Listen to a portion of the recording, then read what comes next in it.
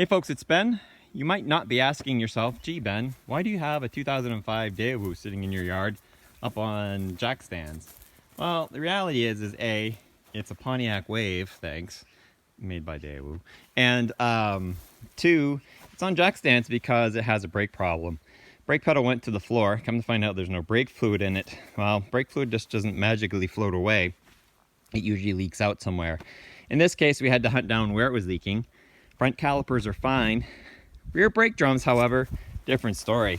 We come on down here, first side I checked on, we have our little cylinder here, and it totally blew out the right side. Actually put brake fluid all over this pad that in fact it delaminated.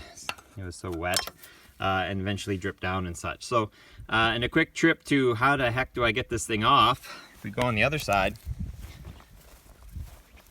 there's actually a hubcap. And under, oh, there we go. There's a hubcap, and then there's actually a nut. And so you dehammer the pin out, that little, you take that off, or you knock it up, take the nut off, and if your pads aren't worn out too badly, you can actually pull the drum out, just like you would any other drum brake. This one's been here for about a week, so waiting on parts. So the actual seal bearing is actually here, in the drum, which is cool, leaving us with just the drum brake assembly. So what we're going to be doing in this video today, and it's not that I know how to do it, it's just that I know better than any of her friends on how to do it, is we're going to be changing the little broken cylinder here on each side. We'll probably do this one descriptively, and we'll do the other one on time lapse. And then of course while we're in here, and since we already, one of these already broken, we'll also do the pads. Not going to turn the rotors or turn the drums because we're keeping it on the cheap down low here. But we'll at least get new cylinders, new brake pads. We'll bleed the brake system, give it a spin, and hopefully send it back on its way so I can have it out of my yard. So with that, we'll go and get working. So like I stated before, you take the wheel off, you take the little hubcap off with the screwdriver, you pop that nut off. I just use one of my bearing sockets, and you take this off, and then hopefully there's not enough ridges. Otherwise you got to reach in there and you got to get this little mechanism. This is it adjusts the drum brakes as every time you put the park brake on, makes them a hair tighter. You'd have to back that off manually, but this one was able to just pop right out, and I would work on that hard first, and next we'll take off the brake pads. Narration is going to be really loud on this one because I'm right over the camera. So I believe in the traditional phase of how I take brakes off, and your mileage may vary, we need to take off this spring here. So we have a spring puller tool here. We're actually going to clip it and then yank it off of this bracket here. Usually it's a hole in the shoe, but in this case we're just going to hook it off that bracket there, and that'll be step one. And then after that, I think we're going to step two is pull these springs off by pushing them in and turning them, popping them out. And that gets us pretty darn close to where we want to be, I think, for getting these pads off. My assistant do all the hard work because I'm too good looking. You're fancy now? I'm fancy now. And this is where she realizes that it's on tighter than Jesus. And I put it back on. I can't move it.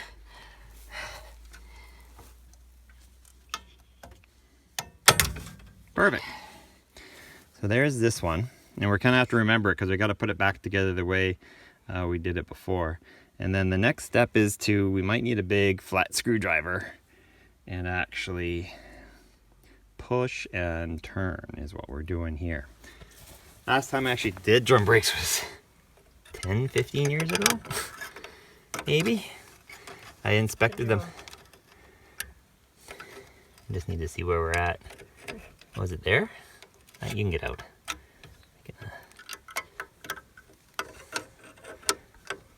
Seems like it's half out. So yeah.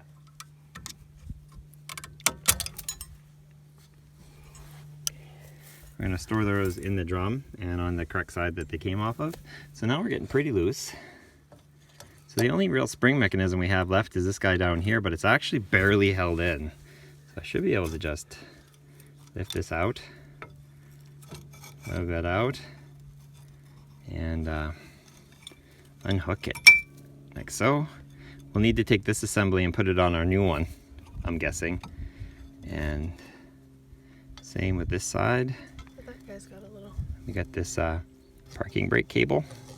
Oh, is that what that is? And yep. And we should be able to use the pliers. Yep, and yank it and just lift it up and out. You can't do that. I have to. Sure. Of course, you can always take a picture of it for future reference. That way you know how to put it right back together again. As long as you get it back together, the order isn't overly important.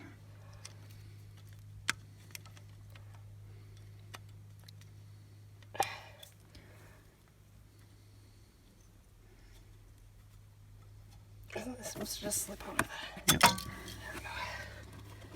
So there we have the drum assembly off. So we got a little pins hanging out in our park brake cable. And oh, that's good. On our new brake pads, this whole shoe assembly that is on this one is included. So that's super handy. We just have to spring the spring over. But we're not done yet. We got the pads off it, but that just gets us to the main player here. And what we're actually going to do is there's two connectors here. We have a 10mm bolt holding it in the back here, and then we also have the brake line, and it's easiest to get the brake line if you actually take the bleeder out. So you actually have three things to disconnect to get this bad boy off the car.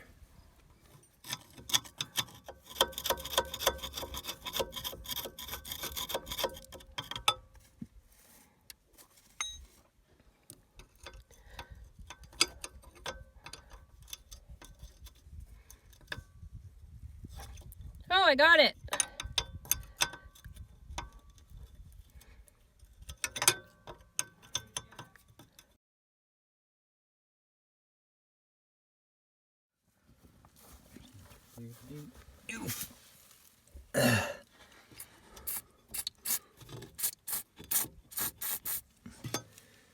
So we ran out of time on the back, but we got the bolt out and the wires loose, so I don't think anything else is, I don't see a retainer clip on the new one holding anything in except the friction of it being in there. So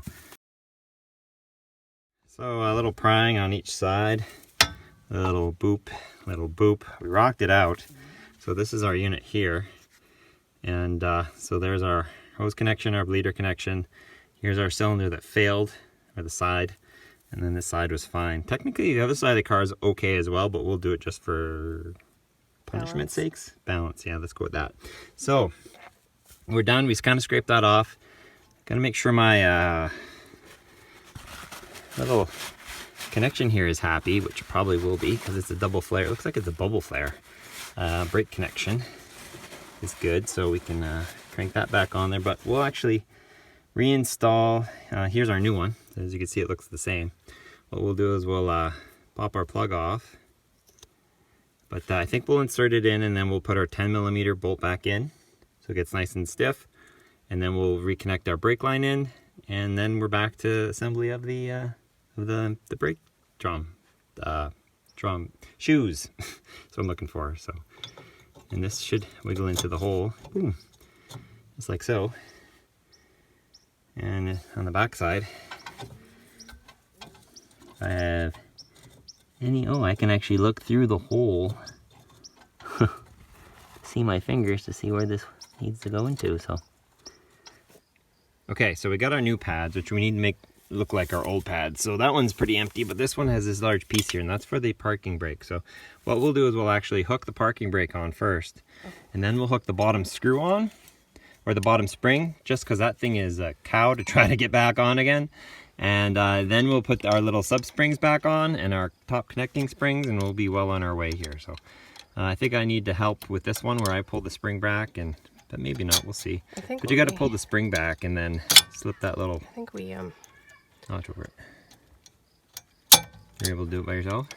Well, I think you can like, nope, it's not. So this phase of assembly, what we have is we got our park spring locked in. We got this bottom spring on, and then we locked it into the base. And we put our little spreader arm up here. Well, what we need to do is actually screw this in, because what happens is as these pads wear and you put your park brake on, it actually, this little arm actually wiggles it up a little bit, and it slowly, or wiggles it down, something. And it actually makes this bar wider and wider as you drive more and more. So I'm not, it had to be this way for sure. So we'll put the bar in this way. And then what we can do is we can just pull this open enough to hopefully, looks like we might have to undo the hard work we did with this here. Next we're going to lock in our two little side screw springs here, and unfortunately it generally takes two people to do it, so I can't film it, but you just need to put it on and move it 90 degrees. We're actually pretty good at it now since we've done the other side. And then we'll end up hooking up the top spring mechanism and we'll be good. So now with these two pins in, so we have a bunch of springs going on. Next we have to build this little top assembly here. And so that hooks into the hole there. And then that one works up top there. Okay. Like so. And then this little guy is on backwards. You gotta take it off and flip it over. Like so. And that's our little ratchet mechanism. That should work. And then this guy hangs here. Hole there, and it hooks onto the bottom of the shoe. And then it hooks in behind on this hole down below. So we have our spring that pulls down on our little, I'm going to call it a flapper, which is our auto adjuster, which tightens it. On the auto adjuster, you can tell which side goes where. As a little defective arm goes here, there's actually a kick up right there. So they kind of relate together. Then a hard pull from this top shoe over this top shoe that squeezes it onto the brake cylinder here. This keeps the bottom of the brake cylinder on. We essentially have our assembly done. Now we still have an adjustment to make. And here's our stripped off little bleeder screw there, because we kept all our parts in here. So we'll take this drum, and what we're going to actually do is hose it down first with some brake clean. As you see, we did hose that down as well, just to get all the crap out of there, and dust and asbestos and whatever. Try not to get it in the bearing, but whatever, it'll evaporate off. But this will just make it cleaner for us to actually too. But now what we're going to do is we're going to put the drum onto the assembly here, and we're going to see how tight it is. We want just a lick of touch. If it's not, then we have to open up this bar until we eventually get to the point where the pads are just touching the drum. Or it won't even fit. We need to back it off already. Won't even fit. So I'll take this and we will, now that it's under pressure, it's going to be a cow. Yeah, I need a screwdriver. So I'm going to squish this rod in, and that'll shrink off the bar. So we brought the bar in all the way and threw it on there, and see how it's just scuffing just a little bit. Perfect. Now if we went and did the park brake test, where we actually go and actuate the park brake, it's that mechanical leverage thing. Completely locked, so that's perfect. And if we release it, it should be back being free again. So perfect on that. So now all we have to do is two more things. Let's get our nut on there. Now the torque on this is like 148 foot-pounds. It's crazy, and it was crazy to get off. So, and like our pinch point's there, originally there and there. So yeah, we're gonna just give it the love. It'll come around to that, and that'll be that. Yep.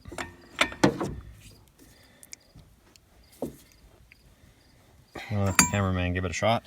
Yep, it's close.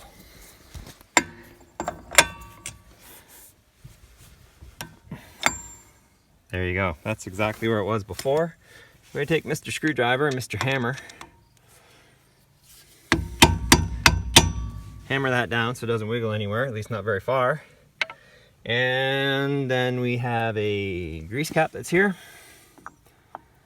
And Mr. Rubber Mallet. There you go. That's close enough for government work. Now, next thing we're going to do that's extra is we're going to take this brake line off here. Take that into our auto parts store, which happens to be Napa, and we'll get a new little brake line. So we'll do that tomorrow. So we'll cut till then. And that ended up being that. We ended up getting a 1-foot section of brake tubing that actually went from this hose down over to the back of the cylinder there. That was hard, and we formed it, just bending it gently.